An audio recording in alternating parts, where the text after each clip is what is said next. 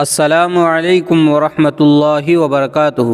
دوستو، امید کرتا ہوں آپ خیریت سے ہوں گے۔ میں ہوں محمد مقصود قاسمی اور آپ دیکھ رہے ہیں باغ مدینہ یوٹیوب چینل۔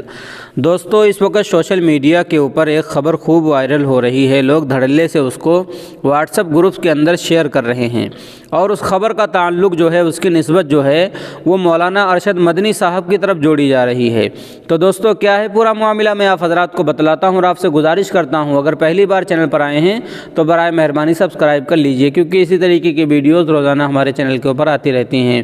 تو چلیے دوستو، میں آپ حضرات کو بتلا دیتا ہوں کہ پورا معاملہ کیا ہے۔ 22 تاریخ تک آپ کے فون میں کوئی بھی مس کال آئے انجان نمبر سے تو دوبارہ فون نہ کریں۔ تمام مسلمانوں سے مولانا ارشد مدنی کی طرف سے ایک اپیل، دھیان سے سنیں اور پورے ہندوستان میں پھیلا دیں۔ 22 تاریخ کے دن CAA پر سپریم کورٹ میں فیصلہ ہے، اس لیے بی جے پی سمرتھن کے لیے ثبوت اکٹھا کر رہی ہے۔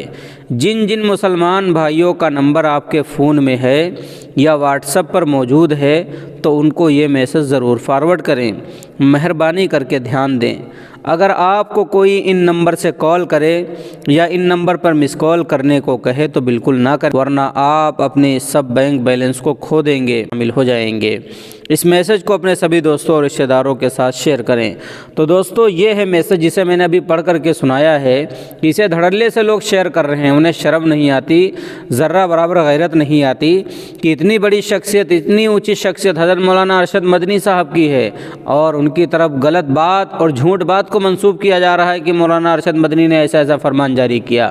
دوستو، آپ بھی اس میسج کو کم سے کم بہت سارے گروپس کے اندر دیکھ چکے ہوں گے اور مجھے لگ رہا ہے کہ 2-3 سال سے دیکھ رہے ہوں گے۔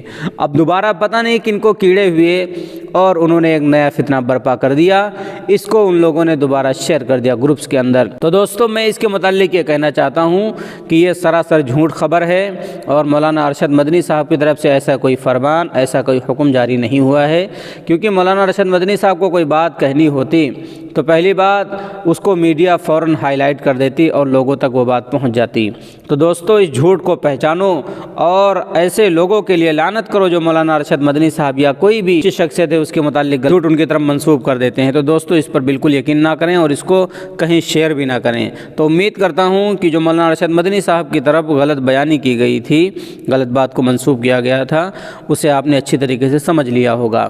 تو چلیے دوستو، پھر ملتا ہوں انشاءاللہ جلدی کسی نئے ویڈیو میں کسی نئے ٹاپک کے ساتھ۔ السلام علیکم ورحمۃ اللہ وبرکاتہ۔